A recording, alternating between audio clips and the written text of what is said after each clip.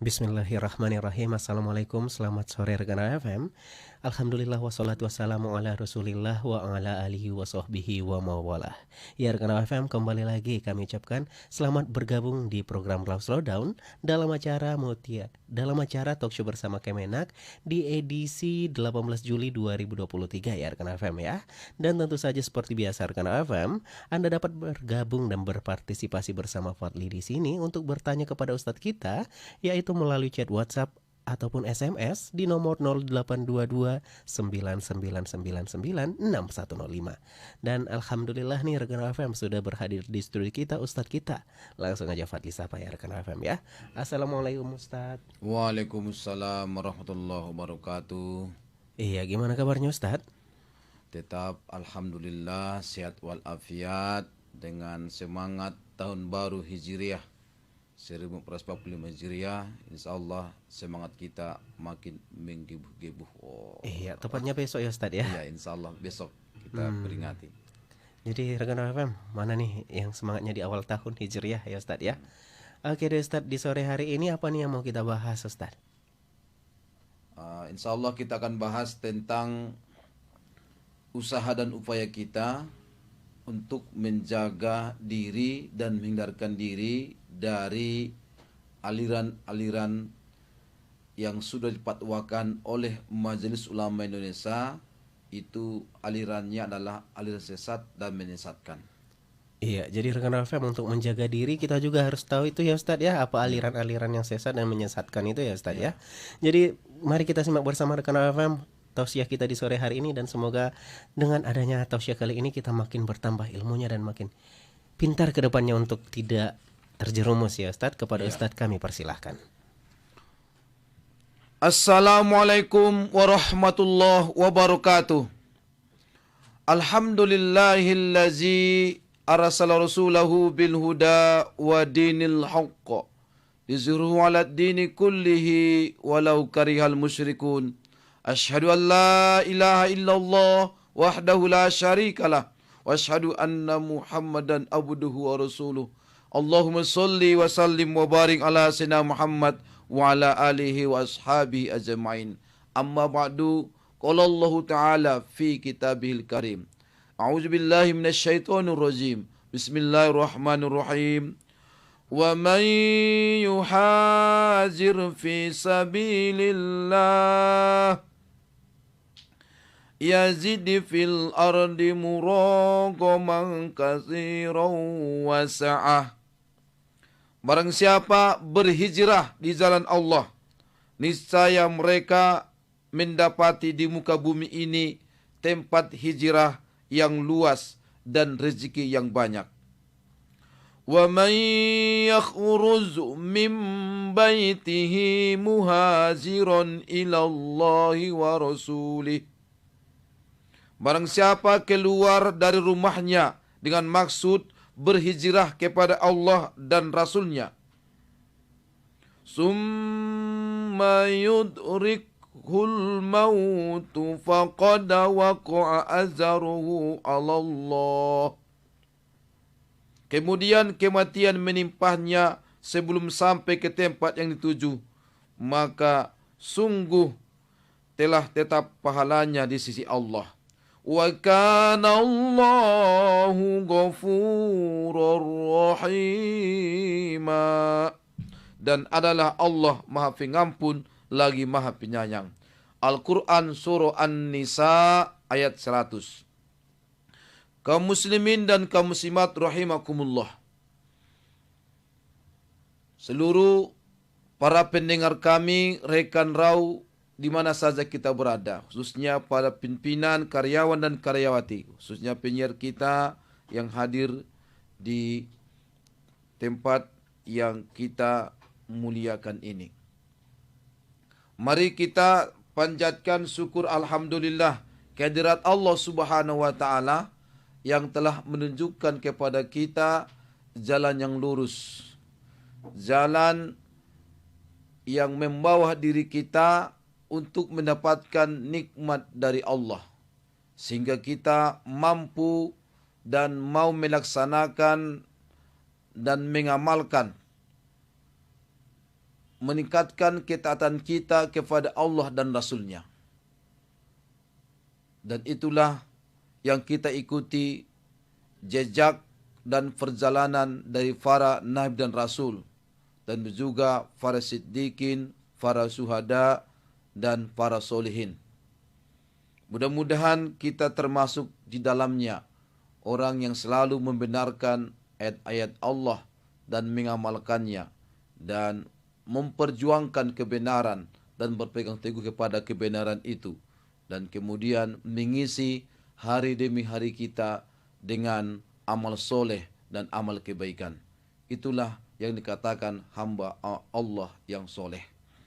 Kaum muslimin rahimakumullah, salawat dan salam kepada junjungan Nabi kita besar Muhammad sallallahu alaihi wasallam yang telah menyampaikan kepada kita ajaran Islam yang sempurna. Mudah-mudahan ajaran Islam ini dapat kita pegang teguh dan dapat kita pahami dan dapat kita hayati dan diamalkan dalam kehidupan sehari-hari, sehingga kita menjadi umat rahmatan lil alamin. Dan mudah-mudahan kita mendapatkan syafaat beliau di hari penghisapan nanti. Amin ya rabbal alamin. Kaum muslimin rahimakumullah. Di beberapa akhir ini, terutama kita di akhir zaman ini, tentu muncul di tengah-tengah masyarakat kita paham-paham dan aliran-aliran yang jauh dari kebenaran. Dan semangat menyongsong tahun baru Islam 1 Muharram 1445 Hijriah. Mari kita berpegang teguh kepada akidah kita yang benar dan ibadah kita yang benar. Jangan sampai mencampur adukan akidah dan ibadah kita dengan akidah dan ibadah agama lain. Dan itu merupakan suatu sikap toleransi yang kebablasan.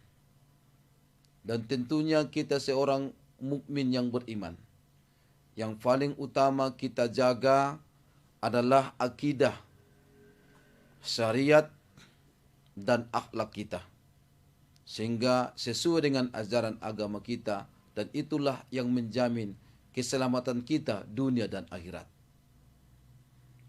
Saudara-saudaraku, Majelis Ulama Indonesia adalah majelis yang diakui oleh pemerintah kita, yang memberikan fatwa kepada masyarakat sebagai pegangannya dalam hal menjalankan ibadahnya dengan sebaik-baiknya. Oleh karena itu, kaum muslimin dan kaum muslimat rahimakumullah, dengan banyaknya munculnya aliran-aliran sesat di akhir-akhir zaman ini, maka Majelis Ulama Indonesia telah memberikan kepada kita 10 kriteria aliran sesat. Yang pertama, mengingkari salah satu dari rukun iman dan rukun Islam. Yang kedua, meyakini atau mengikuti akidah yang tidak sesuai dengan dari syar'i Al-Quran dan As-Sunnah. Yang ketiga, meyakini turunnya wahyu sesudah Al-Quran. Yang keempat, mengingkari otentisitas dan kebenaran Al-Quran. Yang kelima, melakukan penafsiran Al-Quran yang tidak berdasarkan kaidah-kaidah tafsir. Yang keenam, mengingkari kedudukan hadis sebagai sumber ajaran Islam. Yang ketujuh, melecehkan atau mendustakan Nabi dan Rasul. Yang kedelapan, mengingkari Nabi Muhammad SAW sebagai Nabi dan Rasul terakhir. Yang kesembilan, mengurangi atau menambah pokok-pokok ibadah yang tidak ditetapkan oleh syariah. Dan yang 10, mengkafirkan sesama muslim hanya karena bukan kelompoknya.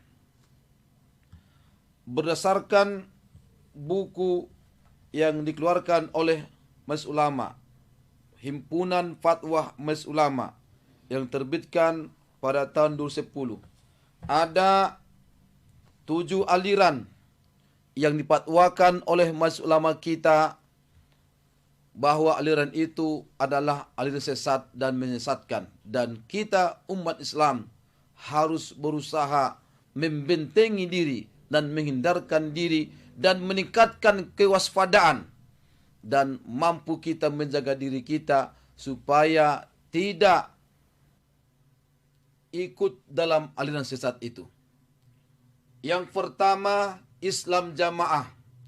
Yang kedua, Ahmadiyah. Yang ketiga, aliran Syiah. Yang keempat, Ingkarus Sunnah, aliran yang menolak sunnah dan hadis Rasulullah SAW.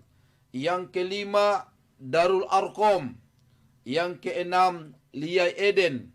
Dan yang ketujuh, aliran Al-Qiyadah Al-Islamiyah. Kenapa 7 aliran ini dipatwakan oleh Majelis Ulama kita sebagai aliran sesat dan menyesatkan? Dan kita umat Islam wajib menghindarkan diri dari diri kita dari kesesatan. Bagaimana kisahnya, ceritanya, dan bagaimana ajaran-ajarannya? Insya Allah kita akan sampaikan setelah iklan berikut ini.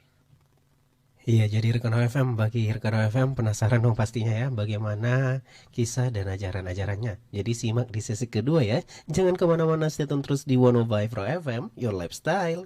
105 Pro FM, Your Lifestyle. Ya rekan OFM, kembali lagi Fadli dan Ustadz kita menyapa ruang dengar Anda ya. Dan di sini kita akan menjawab tentang pertanyaan yang tadi ya rekan OFM ya. Bagaimana sih ciri-ciri dan kisahnya gitu ya kan. Jadi kepada Ustadz dipersilahkan. Kaum muslimin dan kaum muslimat rahimakumullah, hijrahnya Nabi kita Muhammad SAW bersama para sahabat dari Makkah ke Madinah, tujuan yang paling utama adalah menjaga akidah. Menjaga akidah kita tidak bercampur baur dengan akidah agama lain, sehingga bisa kita laksanakan keyakinan kita, ibadah kita dengan sebaik-baiknya. Saudaraku, dalam kehidupan kita yang paling utama adalah mampunya kita menjaga akidah kita, ibadah dan akhlak kita sesuai dengan ajaran Islam, sehingga kita hidup dalam kebaikan, dalam keridhaan Allah Subhanahu wa taala, dan kita pun mati dalam keadaan husnul khotimah. Aliran-aliran yang sudah dipatwakan oleh Majelis Ulama Indonesia bahwa aliran itu adalah faham yang sesat dan menyesatkan. Yang pertama, Islam Jamaah. Islam Jamaah mulai ada di Indonesia sekitar tahun 70-an. Ajarannya sesat dan menyesatkan, serta menimbulkan keresahan di masyarakat. Paham ini dilarang oleh pemerintah kita pada tahun 1971. Larangan pemerintah itu ternyata tidak diacuhkan. Mereka terus beroperasi dengan berbagai nama yang terus berubah hingga memuncak pada tahun 77 atau 1977 sampai 1978. Paham Islam Jamaah menganggap bahwa umat Islam yang tidak termasuk Islam Jamaah adalah termasuk 72 golongan yang pasti masuk neraka. Umat Islam harus mengangkat Amirul Mukminin yang menjadi pusat pimpinan dan harus mentaatinya. Umat Islam yang masuk golongan Islam Jamaah ini harus dibaiat dan setia kepada Amirul Mukminin dan dijamin masuk surga. Ajaran Islam yang sah dan boleh dituruti hanyalah ajaran Islam yang bersumber dari Amirul Mukminin. Pengikut aliran Islam Jamaah ini harus memutuskan hubungan dari golongan lain walaupun orang tuanya sendiri. Tidak sah solat di belakang orang yang bukan Islam Jamaah. Pakaian solat pengikut Islam Jamaah yang tersentuh oleh orang lain yang bukan pengikutnya harus disucikan. Suami harus mengusahakan agar istrinya turut masuk golongan Islam Jamaah.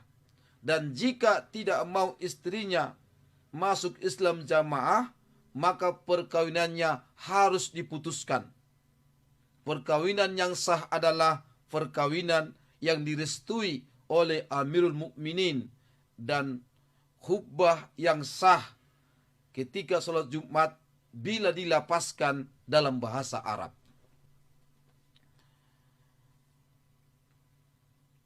Melihat ajaran ini, Islam Jamaah ini, maka Islam Jamaah, Darul Hadis, ataupun apa nama yang dipakainya, adalah ajaran yang bertentangan dengan ajaran Islam yang sebenarnya. Dan penyiarannya itu memancing-mancing timbulnya keresahan yang akan mengganggu kestabilan negara.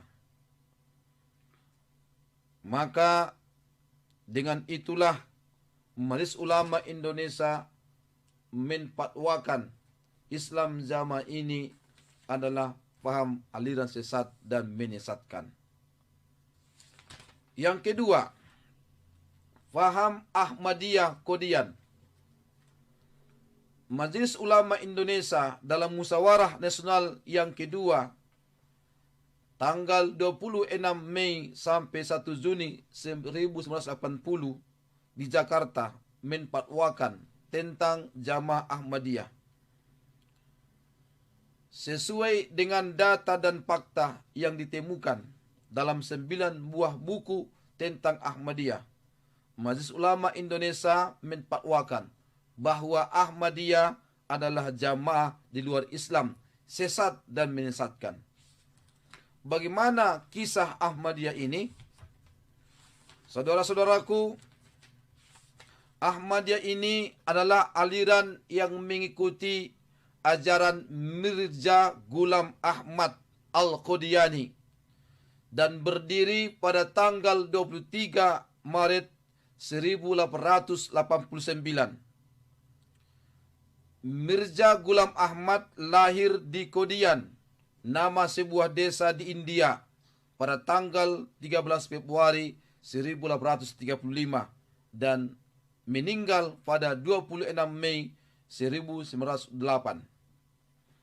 Pada awalnya, Mirza Ghulam Ahmad mengaku sebagai mujaddid, sebagai reformer, pembaharu. Namun pada tanggal 4 Maret 1889, Mirza Ghulam Ahmad mengaku dan mengumumkan dirinya menerima wahyu dari Tuhan yang menunjukkannya sebagai Al-Mahdi, Al-Ma'hud, Imam Mahdi yang dijanjikan, dan agar umat Islam berbaiat kepadanya. Pada tanggal 23 Maret tahun itu pula Mirza Ghulam Ahmad menerima baiat dari 20 orang dari kota Ludhiana. Di antara mereka terdapat Hadrat Hakim Nuruddin yang kelak menjadi Khalifah Al-Masih yang pertama, pemimpin tertinggi di Ahmadiyah. Pada tahun 1890, Mirza Ghulam Ahmad membuat pengakuan yang lebih menghebohkan. Ia mengatakan selain dia Al-Mahdi, ia juga mengaku mendapat wahyu dari Allah yang menyatakan bahwa Nabi Isa alaihissalam yang dipercaya umat Islam dan umat Kristen bersemayam di langit, yang sebenarnya dia telah wafat. Menurut Mirza Ghulam Ahmad, janji Allah untuk mengutus Nabi Isa kedua kalinya ke dunia diwujudkan dengan jalan menunjukkan dirinya sebagai Al-Masih Al-Mau'ud, Al-Masih yang dijanjikan. Kemudian, saudaraku, begitu juga Mirza Ghulam Ahmad mengaku telah menerima wahyu pada tahun 1901, mengaku dirinya diangkat oleh Allah sebagai Nabi dan Rasul. Pengakuan sebagai Nabi dan Rasul itu dapat dilihat dari berbagai buku dan tulisan Mirza Ghulam Ahmad, baik dalam buku-buku karyanya sendiri maupun dalam tulisannya di berbagai media massa seperti surat kabar ataupun majalah.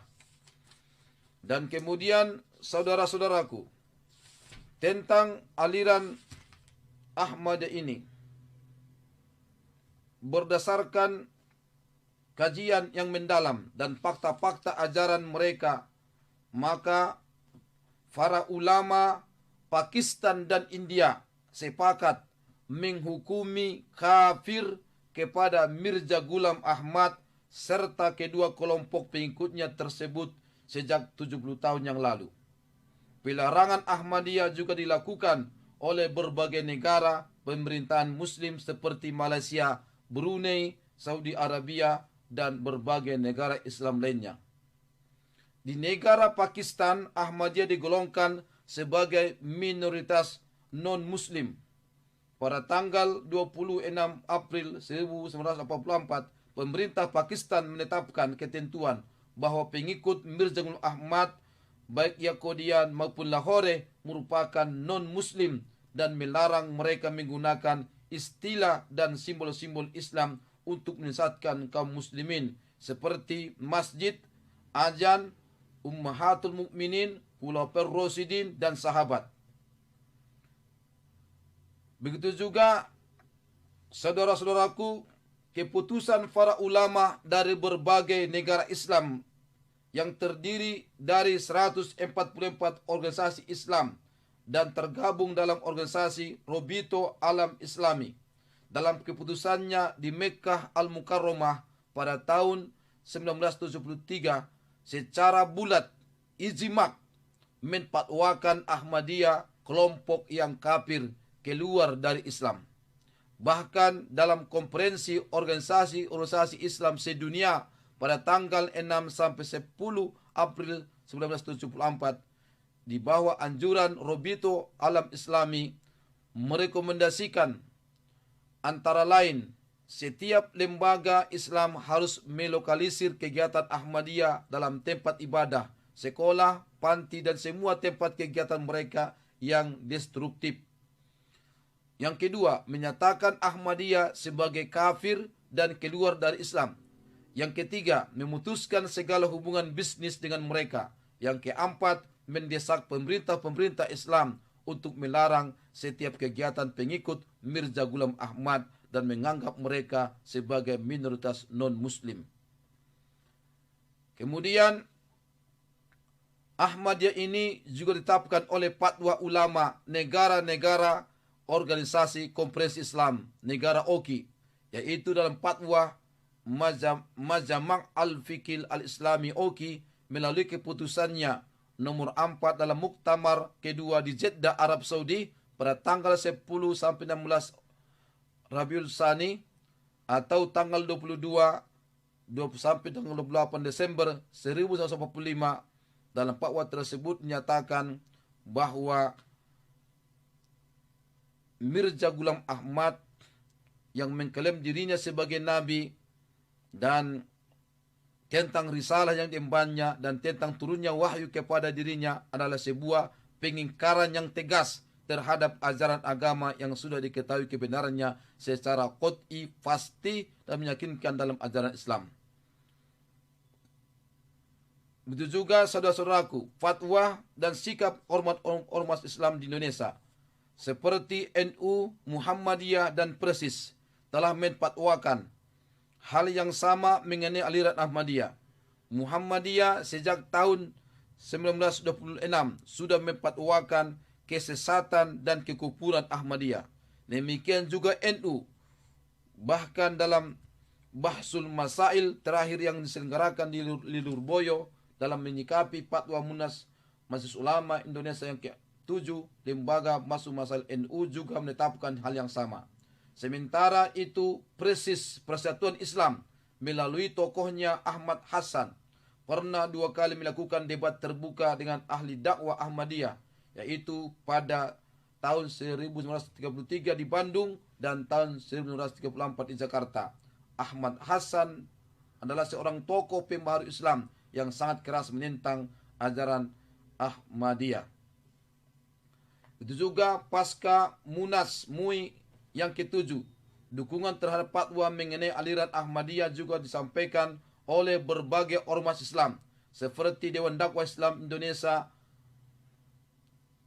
Dakwah Islamiyah Indonesia DDII, Badan Kesejahteraan Pondok Pesantren Indonesia BKSPPI, Hizbut Tahrir Indonesia, Syarikat Islam, Al-Irsyad Al-Islamiyah ISMI, YFI Al-Azhar, Front Pembela Islam FPI, dan Front Perjuangan Islam Solo, Majelis Mujahidin Indonesia, Hidayatullah, Al-Ittihadiyah, Verti, FUI, Al-Wasliyah, dan ormas Islam lainnya di seluruh Indonesia. Itu semua mendukung fatwa Majelis Ulama Indonesia dan disampaikan oleh kiai-kiai pengasuh pesantren se-Jawa, Madura, dan Sumatera. Saudara-saudaraku, dalam Munas Musyawarah Nasional Majelis Ulama Indonesia, itu yang merupakan forum tertinggi yang didiri dan diikuti oleh lebih kurang 380 ulama dan tokoh Islam dari berbagai ormas Islam, ketua-ketua MUI provinsi, pimpinan pondok pesantren, dan perguruan tinggi Islam Indonesia, bahwa memutuskan bahwa Ahmadiyah adalah ajaran yang sesat dan menyesatkan. Oleh karena itu, kita umat Islam harus menjauhkan diri dari paham aliran sesat ini. Kaum muslimin rahimakumullah, bagi mereka yang terlanjur mengikuti aliran Ahmadiyah supaya segera kembali kepada ajaran Islam yang hak, yang sejalan dengan Al-Quran dan Al-Hadis, dan pemerintah berkewajiban untuk melarang penyebaran paham Ahmadiyah seluruh Indonesia dan membekukan organisasi serta menutup semua tempat kegiatannya. Fatwa ulama ini terakhir dipatwakan pada tanggal 28 Juli 2005. Kaum muslimin rahimakumullah, itu tentang aliran Ahmadiyah. Kemudian aliran-aliran berikutnya kita akan sampaikan setelah iklan berikut ini. Ya rekan FM, jadi masih ada nih aliran-aliran berikutnya yang harus kita ketahui ya rekan FM, agar kita bisa menjaga diri dan menghindarkan diri dari aliran-aliran sesatnya ya rekan FM ya. Jadi jangan kemana-mana nih rekan FM, stay tune terus di 105 Raw FM, Your Lifestyle. 105 Raw FM, Your Lifestyle. Ya rekan FM, kembali lagi Fadli dan Ustadz kita menyapa ruang dengar Anda ya. Dan langsung aja nih kita lanjutkan kembali tausiah kita di sore hari ini ya rekan FM. Kepada Ustadz dipersilahkan. Kemudian aliran sesat selanjutnya adalah aliran sesat faham Syiah. Pada tahun 1984, Majelis Ulama Indonesia dalam rapat kerja nasional bulan Jumadil Akhir atau di bulan Maret telah merekomendasikan tentang paham Syiah, bahwa paham Syiah adalah salah satu paham yang terdapat dalam dunia Islam yang mempunyai perbedaan-perbedaan pokok dengan mazhab Sunni, Ahlus Sunnah wal Jamaah yang dianut oleh umat Islam Indonesia. Perbedaan itu diantaranya yang pertama, aliran Syiah menolak hadis yang diriwayatkan oleh Ahlu Bait, sedangkan Ahlus Sunnah wal Jamaah tidak membeda-bedakan asalkan hadis itu memenuhi syarat ilmu mustalah hadis. Yang kedua, Syiah memandang imam itu maksum, orang suci. Sedangkan Ahlus Sunnah wal Jamaah memandangnya sebagai manusia biasa yang tidak luput dari kehilapan atau kesalahan.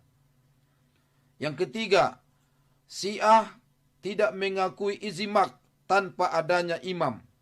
Sedangkan Ahlus Sunnah wal Jamaah mengikuti ijma' tanpa mensyaratkan ikut sertanya imam.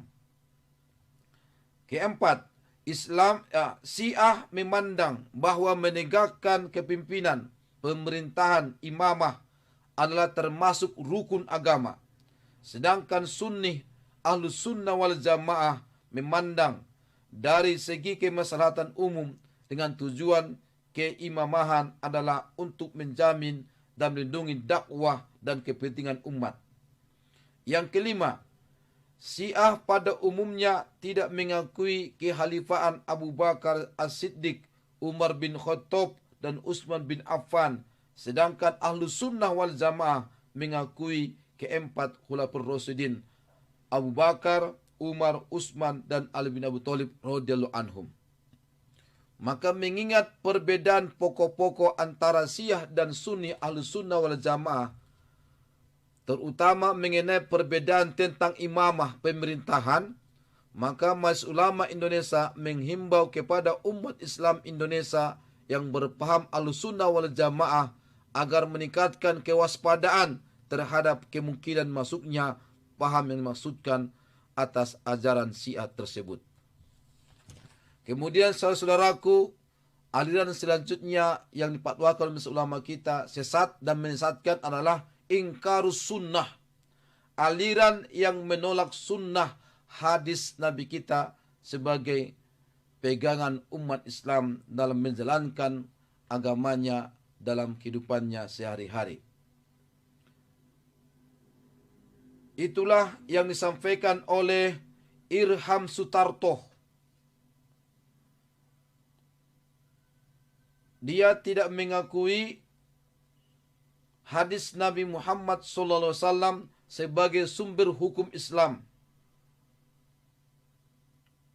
Padahal dalam berbagai ayat suci Al-Quran, antara lain surah Al-Hasar ayat 7, surah An-Nisa ayat 80, surah Ali Imran ayat 31-32, surah An-Nisa ayat 59, dan juga surah An-Nisa ayat 65 dan ayat 105, dan juga ayat 150-51, surah An-Nahl ayat 44, dan juga hadis-hadis Nabi, bahwa jelas di situ Allah Subhanahu wa taala memerintahkan kita untuk mengikuti apa yang disampaikan oleh Nabi kita Muhammad SAW dalam berbagai hadis-hadisnya yang sahih.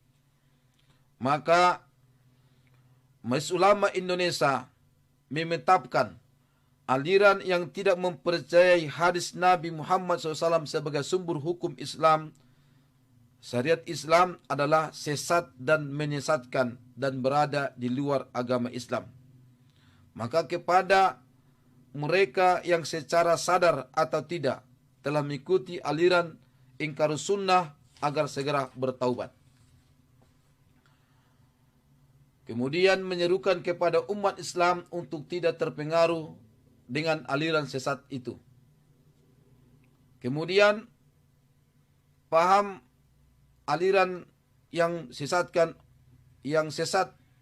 dan menyesatkan yang fatwakan oleh ulama kita selanjutnya adalah Darul Arqam. Darul Arqam yaitu tokohnya adalah Syekh Suhaimi, tokoh Darul Arqam, bahwa ajarannya yang menyatakan bahwa aurat Muhammadiyah Darul Arqam diterima secara langsung oleh Syekh Suhaimi, tokoh Darul Arqam, dari Rasulullah SAW di Ka'bah dalam keadaan jaga.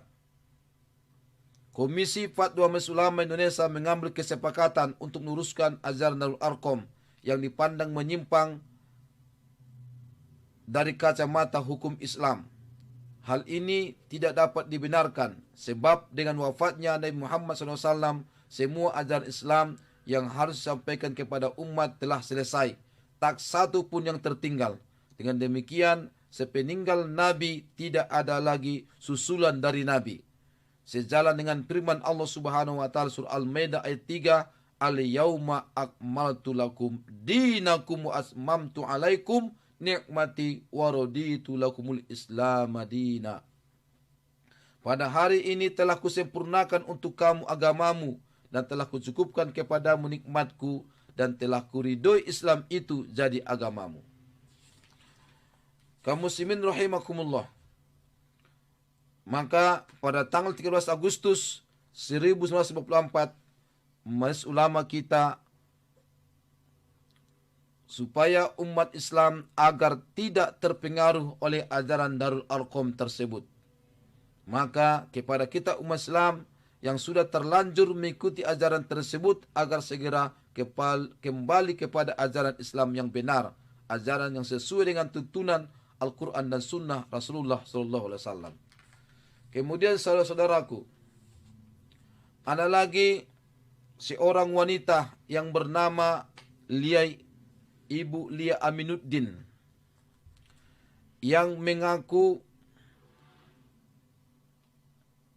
didampingi oleh malaikat Jibril.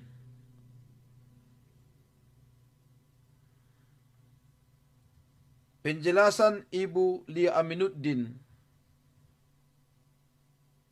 dalam sidang Komisi Fatwa tahun 1997, dia mengatakan setelah merasa dikecewakan oleh sikap Anton Medan dan dua kiai Nur Muhammad Iskandar dan Zaidun MZ mengenai masalah yayasan At-Taibin, Ibu Lia Aminuddin setiap malam menangis dan mengadu kepada Allah tentang ketidakadilan dan kebenaran yang dirasakannya tidak ada. Ibu Lia Aminuddin yang mengaku sangat awam dalam bidang agama Islam, pada suatu malam dia mengalami suatu peristiwa. Seluruh badannya bergetar, keringat bercucuran, tetapi ia merasa kedinginan. Esok harinya tiba-tiba ia bisa melihat segala sesuatu. Misalnya ia dapat mengetahui bahwa sebuah mobil yang dilihatnya adalah hasil korupsi dan dapat mengobati berbagai penyakit. Setelah itu ia didatangi oleh makhluk goib yang kemudian mendampinginya serta memberikan ajaran dan tuntunan agama Islam. Makhluk itu kemudian diketahui mengaku sebagai malaikat yang bernama Habib Al-Huda. Pada suatu hari, seorang pasien bernama Indra yang menurut Ibu Lia kasab jin memberitahukan bahwa pendamping Ibu Lia adalah malaikat Jibril. Kemudian di hari lain datang lagi seseorang yang memberikan kesaksian serupa. Dan ketika Ibu Lia Aminuddin bertanya kepada pendampingnya tentang kebenaran kesaksian dua orang tersebut, pendamping itu membenarkan dan mengaku bahwa sebenarnya ia adalah malaikat Jibril. Ibu Lia Aminuddin kemudian disuruh beribadah umroh oleh Jibril untuk mendapat kesaksian pembuktian bahwa ia adalah Jibril. Sepanjang perjalanan umroh ia melihat peristiwa-peristiwa yang memberikan keyakinan kepadanya bahwa pendampingnya itu benar-benar Jibril. Ibu Lia juga menjelaskan bahwa ia dapat berkomunikasi dengan Jibrilnya jika ia memerlukan dan Jibril tidak bisa datang semaunya. Tegasnya, kedatangan Jibril tidak tergantung pada Ibu Lia, kecuali jika ada amanat yang harus disampaikan kepadanya. Maka atas apa yang disampaikan oleh Ibu Lia Aminuddin, maka Majelis Ulama Indonesia menfatwakan bahwa Ibu Lia Aminuddin keyakinan atau akidah tentang malaikat, termasuk malaikat Jibril, baik mengenai sifat dan tugasnya, harus dasarkan pada keterangan dan penjelasan dari wahyu Al-Quran dan hadis. Tidak ada satu pun ayat maupun hadis yang menyatakan bahwa malaikat Jibril masih diberi tugas oleh Allah untuk menurunkan ajaran kepada umat manusia, baik ajaran baru atau ajaran yang bersifat penjelasan terhadap ajaran agama yang telah ada. Hal ini karena ajaran agama Allah telah sempurna.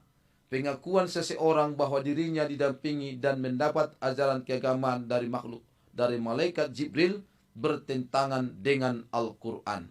Oleh karena itu, pengakuan itu dipandang sesat dan menyesatkan. Maka kita umat Islam agar berhati-hati dan tidak mengikuti akidah yang bertentangan dengan Al-Quran dan hadis.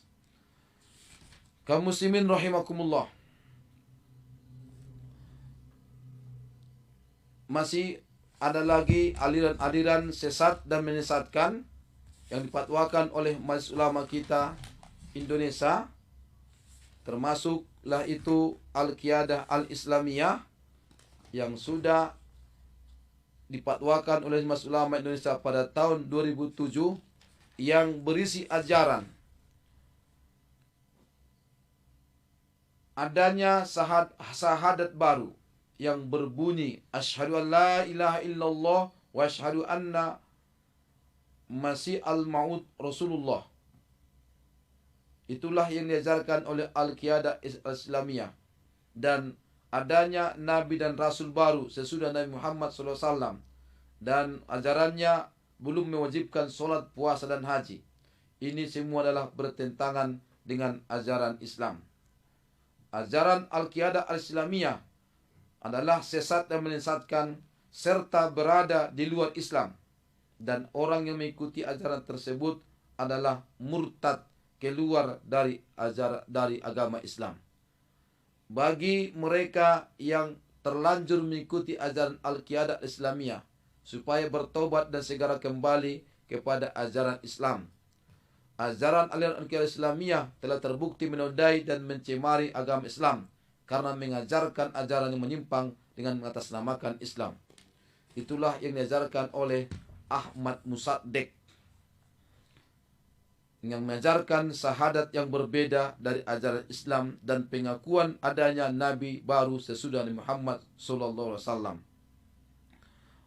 Jadi kaum muslimin dan kaum muslimat rahimakumullah, itulah ada 7 aliran sesat dan menyesatkan yang dipatwakan oleh Majelis Ulama Indonesia adalah aliran sesat, supaya kita umat Islam, khususnya para pendengar kami, dapat menjaga diri dan menghindarkan diri dari aliran ini, sehingga akidah dan ibadah kita murni dan sesuai dengan ajaran agama Islam, sehingga kita mendapatkan keselamatan dunia dan akhirat. Menghindarlah dan jagalah diri dari aliran dan paham sesat ini, karena kita bisa jadi nanti sudah merasa diri kita baik, tapi ternyata kebaikan kita tidak dinilai oleh Allah Subhanahu wa Ta'ala, tak ditimbang, dan bahkan kebaikan kita dihapus oleh Allah Subhanahu wa Ta'ala karena kita salah dalam mengikuti ajaran agamanya. Jagalah kemurnian agama kita. Jangan sampai mencampur adukan akidah kita dan ibadah kita dengan akidah dan ibadah yang bertentangan dengan ajaran Islam yang murni. Atau jangan sampai bercampur akidah dan ibadah kita dengan akidah dan ibadah agama lain. Mudah-mudahan Allah Subhanahu wa Ta'ala memberikan hidayahnya kepada kita dan mampu kita menjaga hidayah itu, dan dapat kita buktikan dalam kehidupan kita sehari-hari, berpegang teguh kepada akidah, syariat, dan akhlak Islam, sehingga kita menjadi umat Islam yang rahmatan lil alamin. Selamat Tahun Baru Hijriah 1445 Hijriah. Semoga Allah Subhanahu wa Ta'ala memberikan kepada kita keselamatan dunia dan akhirat, dan mudah-mudahan kita umat Islam lebih bisa menjalankan ajaran agama kita dengan sesempurna-sempurnanya dan dengan sebaik-baiknya. Amin ya rabbal alamin. Usikum wa nafsi bittaqwallah. Subhanakallah bihamdik asyhadu an la ilaha illa anta astaghfiruka wa atubu ilaik. Wallahu muwaffiq ila aqwamit thoriq billahi taufiq wal hidayah. Nasrul fatul qarib wa basyiril mu'minin. Assalamualaikum warahmatullahi wabarakatuh. Waalaikumsalam warahmatullahi wabarakatuh.